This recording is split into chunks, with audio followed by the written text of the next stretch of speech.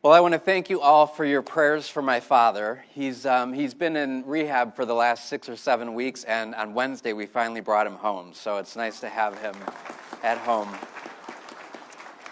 If you're not aware, he's been kind of declining with dementia and Alzheimer's, and quite a while ago he began saying, even at home, I want to go home.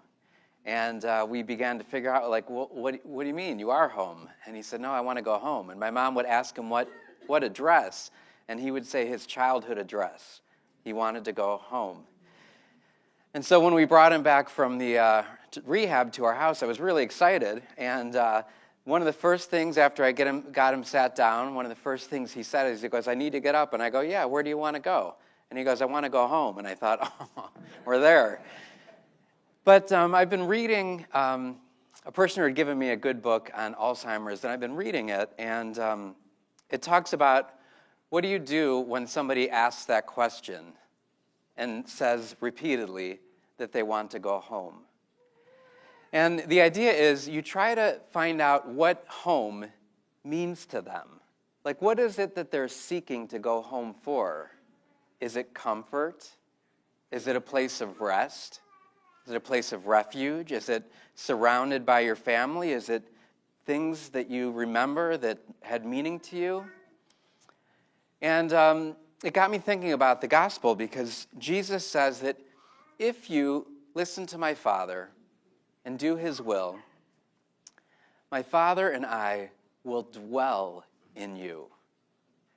A home is a dwelling place.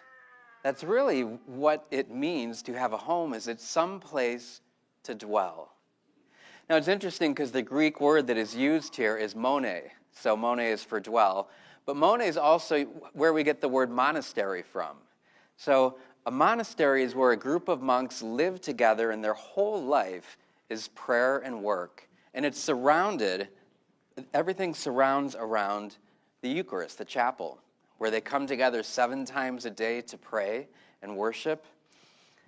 And there's a phrase called the monastery of the heart, meaning that Jesus wants to make our heart his monastery.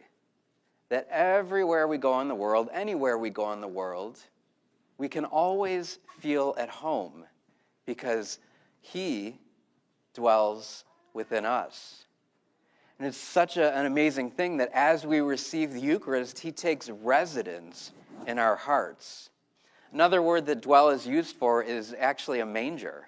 So just like he was born in a stable, he becomes born in our hearts. So I want you to think about what home means for you. What does it mean to be home? What does it mean to dwell somewhere? Now, myself, I've had a couple homes. So we had a childhood home, which was a 3-bedroom ranch, and there were 6 of us kids on Schwab Drive. And for me, that home was my first 10 years of life. And that meant a place of being safe, a place of playing, a place of adventure, because we had a park right nearby. It's where I learned to ride my first bike. It was where I learned to be a child. And there were some of the most free, wonderful memories of my life was growing up in that home.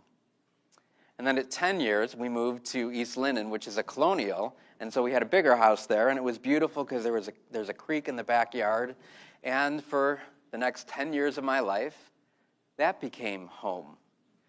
And that was a place where I grew up in terms of going to high school and then to college, and even when I would go to the seminary. And my siblings are all jealous because I still have my room at my home. It's still home to me. But as a priest, I've lived in a lot of different rectories. I've probably lived in 6 or 7 rectories over the years, and I never really felt at home in a rectory until I came here. And maybe it's because I'm pastor, but I feel at home in the rectory. Like even in my car, I now move that to home instead of my parents' home. I feel at home here. Somebody was talking to me recently, a good friend, and he said that he remembers his mother-in-law when she moved into assisted living. And at first she used to always say, when she was over at his house, she used to say, okay, take me back to that place. She would say that over and over again until one day she said, take me home. and that became her home. For all of us, we have this desire to have a home, to have this dwelling place where we feel safe and secure. And especially after we receive the Eucharist, I'm going to leave a long moment of silence after communion, and I'll remind you this, but I just want you to feel the presence of our Lord, who makes his home in you. He makes his dwelling place in you. He makes a monastery of your heart. And when we know that he is in us, that he has made his home with us, that he dwells in us, our home is anywhere that we go.